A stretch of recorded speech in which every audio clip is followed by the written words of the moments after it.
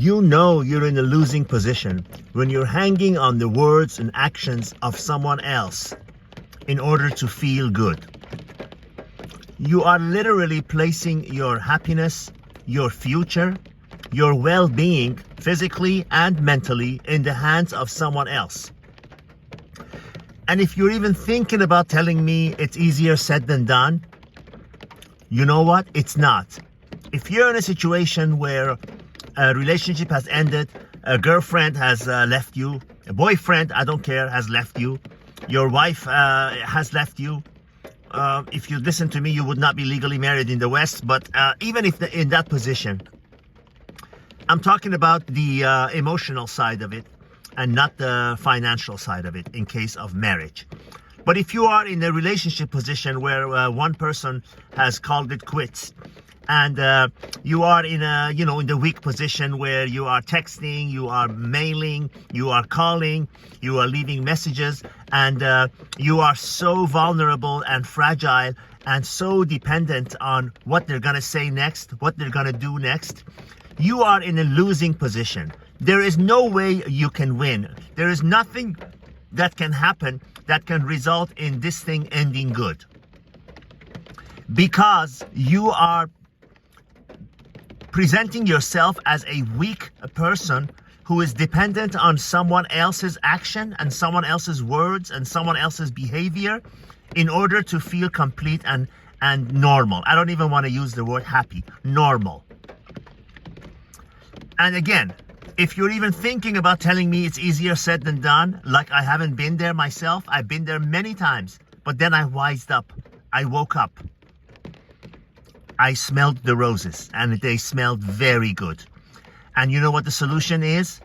Make a decision to stop. Tell yourself, that's it.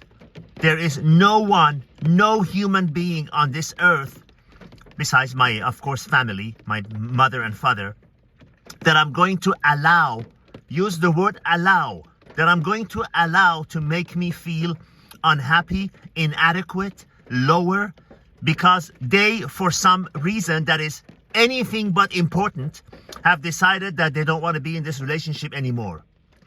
I assure you, their reasons are anything but important. And it is none of your concern. It should not affect you in any way, shape, or form that somebody does not be in a relationship with you anymore. Don't cry over someone who won't cry over you. Tattoo that on your forehead if you cannot get it through your head. I say this with passion because I hear it all the time from people. I left a message for her. I'm waiting. She hasn't responded. She used to respond right away. Who cares? Who cares? Of all the things that are a shortage of in this world, another woman is not one of them. They're dime a dozen. I don't say this with any kind of a disrespect, but believe me, there are, and I stand behind every word I'm about to say, and listen carefully. Listen carefully. No matter what part of the world you are, no matter what country, what culture, from Afghanistan to Arizona, there are always, always, always more attractive, young, thin, unattached, childless, beautiful women than there are successful, unattached, drug and addiction-free, successful men. I challenge anyone in any part of the world, in any culture, I've been to 151 countries, that would prove me wrong. In other words, remember that, because this is not a theory, this is not some story, this is fact.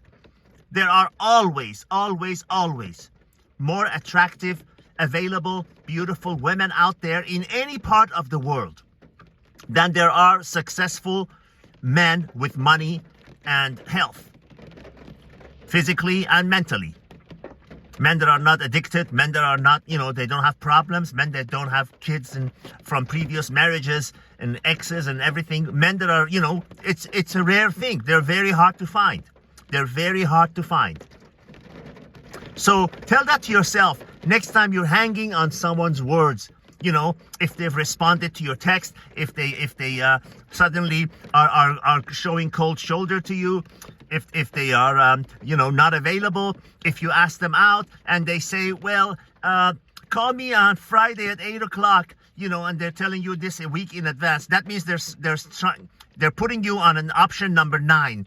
They want to see if 8 other offers come in, and if those 8 other offers don't come in and they have nothing better to do, they're going to say yes to you. If someone says, you ask somebody out, man or woman, I don't care, and they cannot commit to a week from now, or some date in the future, Friday night, Saturday night, whatever, and they're saving whatever their weekend and they're only available for you on a Tuesday night, whatever, do not accept to be someone's second choice, because from the beginning, if you do that, you're setting the tone to be a loser. You are communicating to this other person that I will accept to be your second choice because I know you are higher than me. No one is higher than you. The world will treat you as you instruct them to treat you. You're going to go out there and tell the world that I deserve the best and I will accept nothing but the best. Winston Churchill once said, something very interesting happens when you decide to accept nothing but the very best in your life. You'll only get the very best. I have a lot of respect for that man, as many others who know him and his actions do. And this quote most certainly is one of the reasons that I do. All the best. God be with you. And don't take BS from any living entity on this earth.